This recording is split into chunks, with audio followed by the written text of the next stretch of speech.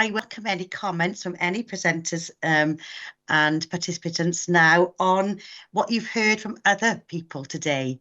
So I don't know if you can have the hands up system, but does any of you want to come in on what you've heard from other people today?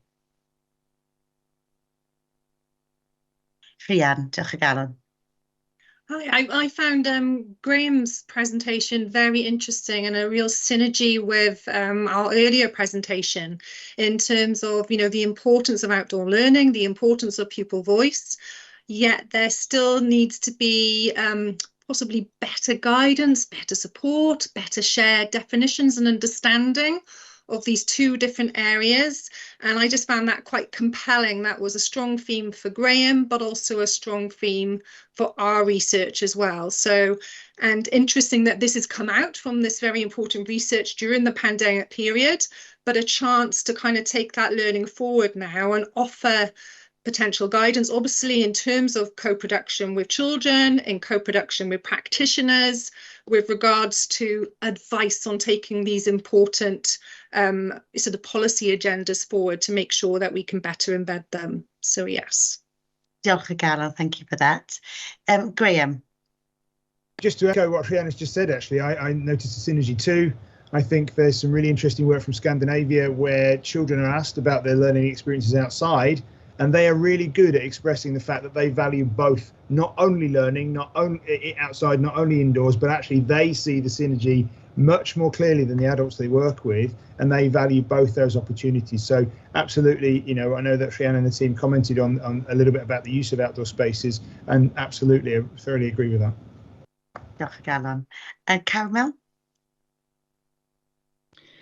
I mean, I found myself very interested in both presentations that were before ours, because I had questions. What came out of our research was that learners had a lot to say about teaching and learning. They had a lot to say about the ways in which they were taught, and they also had quite a lot to say about how they learned and what they needed in order to support their learning. So when we came to discuss our findings, we did discuss this issue of rights and participation and provision and consultation. And so hearing the previous two presentations, it was very interesting to think about, actually, are learners asked about certain things and not other things, which I think is one of the findings of research into children's rights generally. But I did want to kind of ask about that in some way. Diolch, Carmel. And Jane, and then I'll go into the public questions then. Okay, it's just a point, and this is thank you very much for those other two research topics. I do think there's a lot to think about, the connections between what the three of us have found. My comment is simply this, and forgive me, I'm introducing something else here, which is that I'm just playing catch up at the moment on the work that's been done by Welsh Government on what is now called early play, learning and care, right?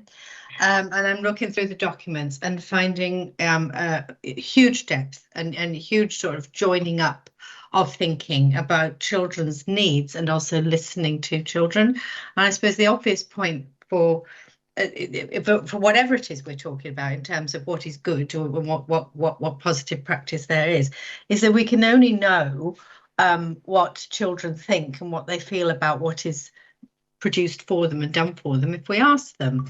And we are all in some way or another interested in asking them because, it's what we do as researchers and so forth, and we explore new ways of doing that.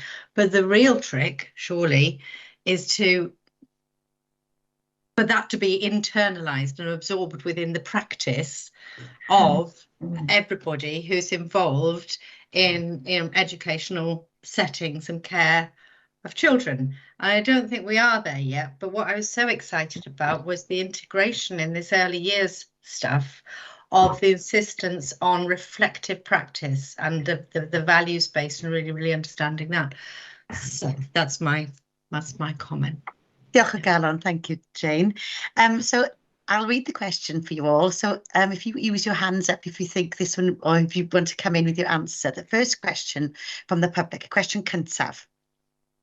Curriculum for Wales is dominating narrative and a driver of change in Welsh schools at the moment. How do you see your research fitting into this transformational change in the Welsh education landscape? Graham, you were hot off the press there and hand up straight away. So Graham, come on in. Well, I see that there is an awful lot more opportunity to engage in outdoor learning. You know, I've banged that drum all this afternoon, and I think where there is an opportunity, some teachers, and when yourself, want to get children outside, and they're going to do it almost no matter what. There are some people who are never going to take children outside because it's cold, it's wet, it's rainy.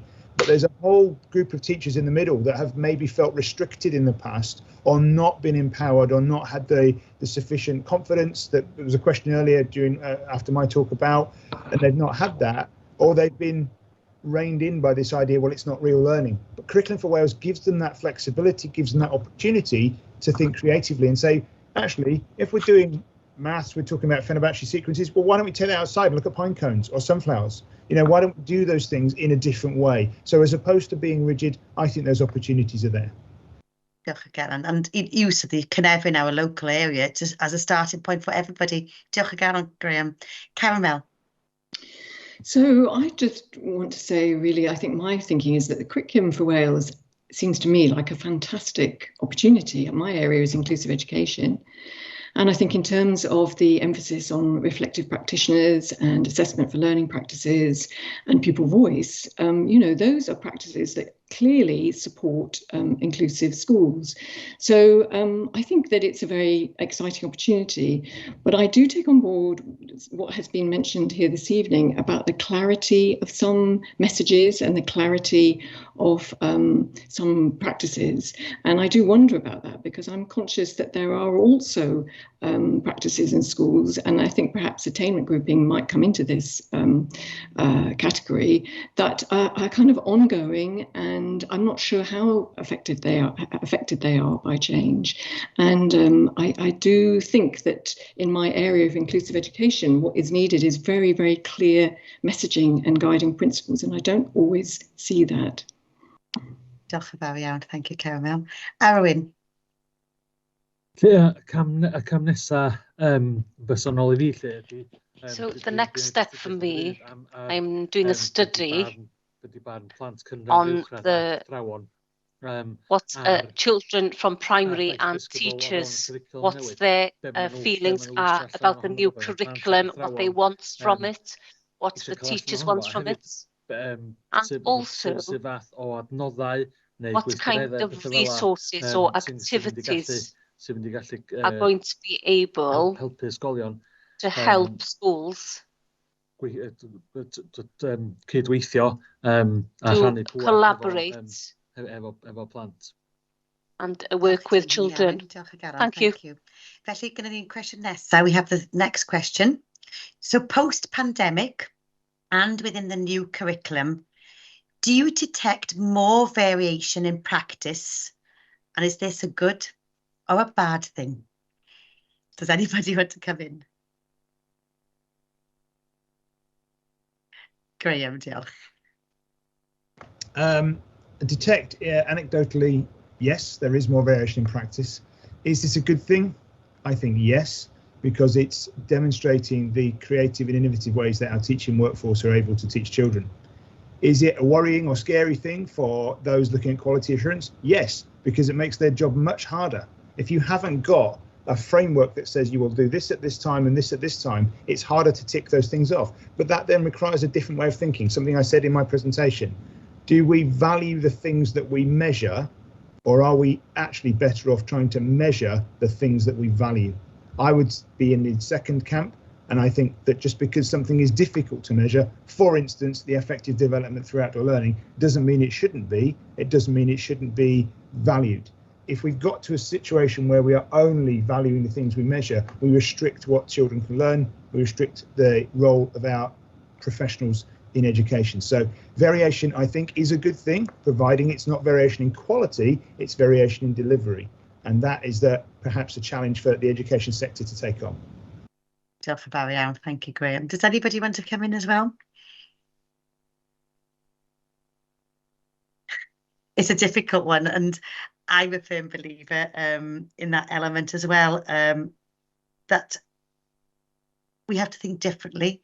And as our schools are working together more and more in co-constructing, co-planning for progression, because I've been working with schools recently from foundation learning all the way up to post-16, and that sounds like, gosh, do you really do that down in lower school? You know, are pupils in year 3, 4 really able to do that? Yes, they can. So probably, hopefully from working together on co-constructing for progression, hopefully there will be variation, but a lot more trust and understanding across the whole system. Do you think that will be the case? Okay, they're all nodding, so that's good. Diolch y galon. Now, I've got no more extra questions, but if it's okay, I've got one question for you all. Oh, Jane. No, you ask your question. Sorry. Are you sure? So yeah. With the whole theme of this one about lessons learned post-pandemic, I'm going to bring this back to it. So from all three presenters, or all five of you if you want, which one message or mitigating element would you suggest that we firmly, as policymakers ourselves now, and would you firmly make sure that every school, every policymaker really takes on board now to make sure that we don't, if anything awful ever happened again, that there is one lesson learned about how we can support our learners and our practitioners so that we don't get that detrimental effect of closures or whatever may be in the future. So one mitigating. So I'm going to start, who should I start with? Graham, only because I'm going clockwise on my screen. Oh, no, you've been beaten by Rhian, by a hand up. Rhian, diolch y galon.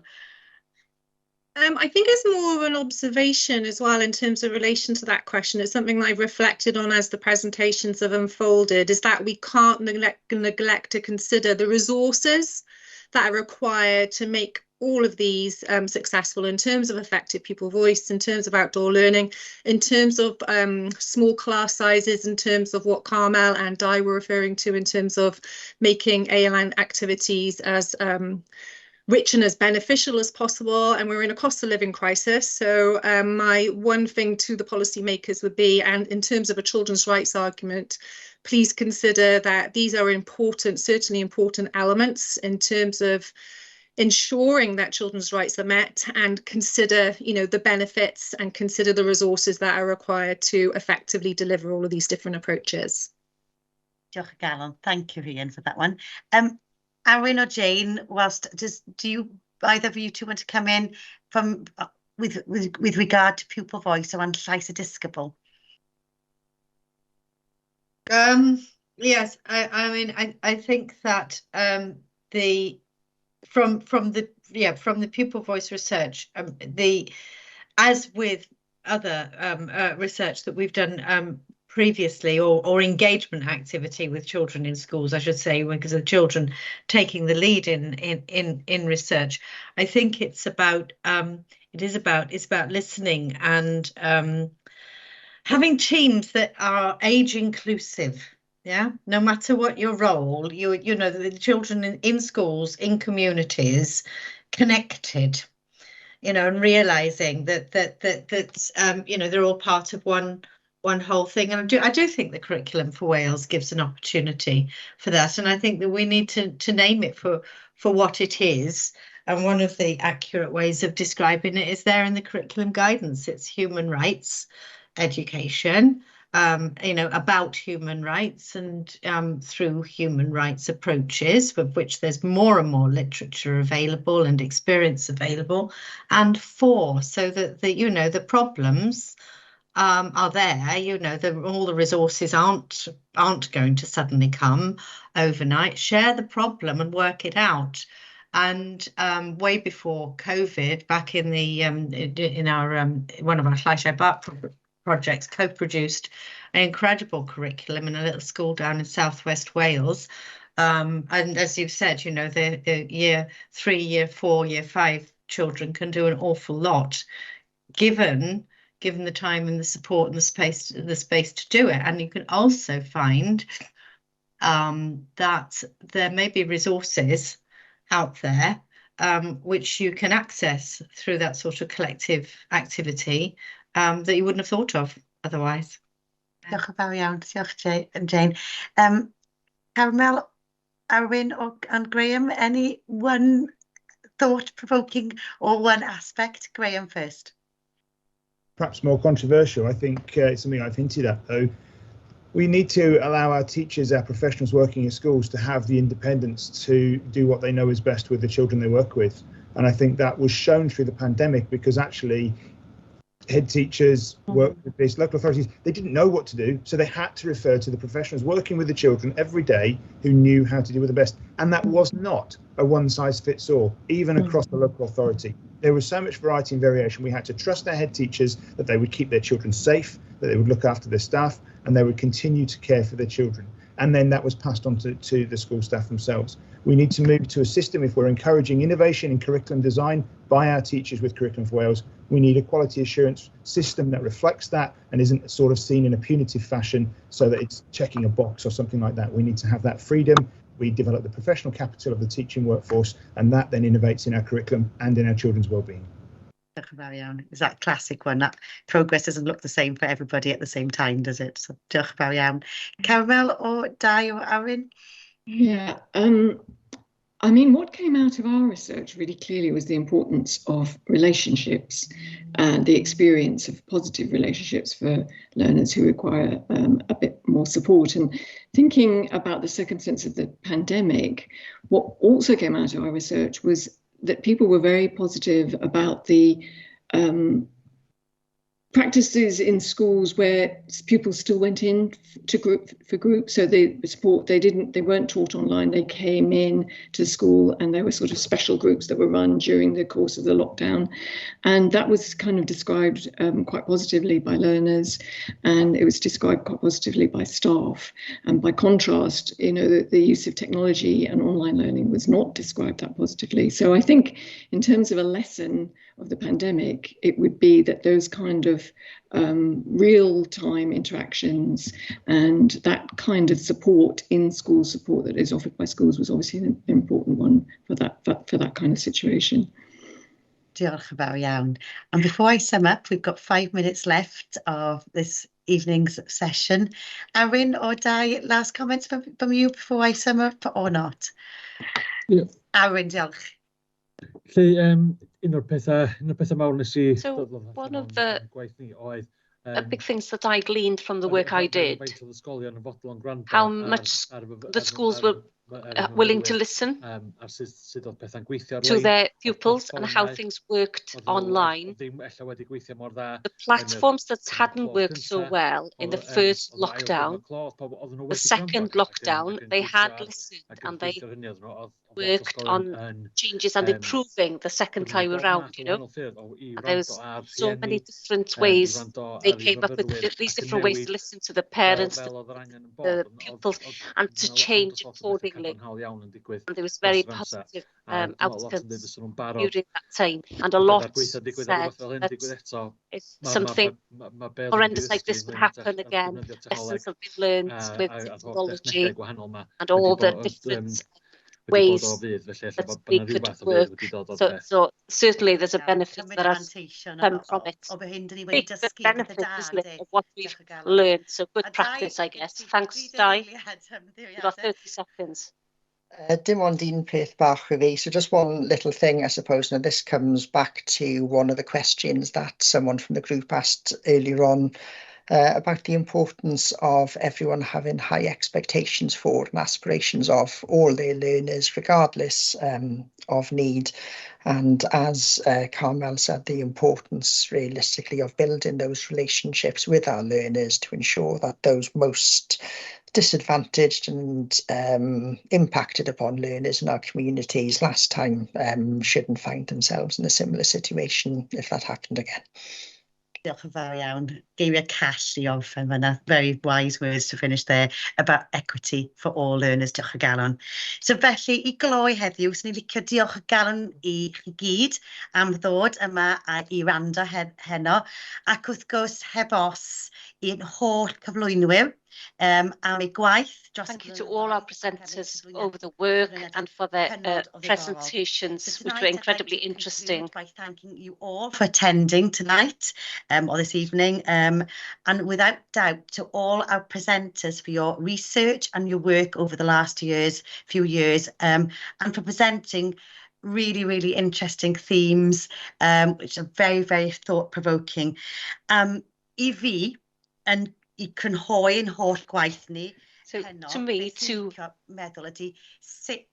so what I'd like to think is how our work in terms of policy, strategy, and how it influences and supports practitioners. This is critical, not only to support the pupils, but we have to understand each other, what our target is and our strategy and point of target for the future, and also the importance of our schools, whatever their ages, and it's important that they collaborate to ensure that all our learners, whatever their background. So for me, thinking about the work tonight, what I'm thinking is about the importance of us all as policymakers, strategists, that we work and talk and discuss with our schools across the age ranges as they plan the different ages and progression, that they understand what policy is aiming for, what the strategy is,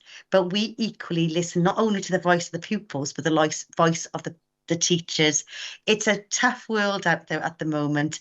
They are the people on the ground, listening to parents, listening to pupils. We in Welsh Government, I'm saying we, the royal we, the Welsh Government and people setting strategy, is as long as we listen to each other, understand what's going on, hopefully every pupil in Wales will go from strength to strength, which I'm sure every one of us is our greatest aim. So felly diolch o galon chi, a gobeithio nhw chi ymuno. Thank you ever so much, and hopefully you'll join us again. Thank you very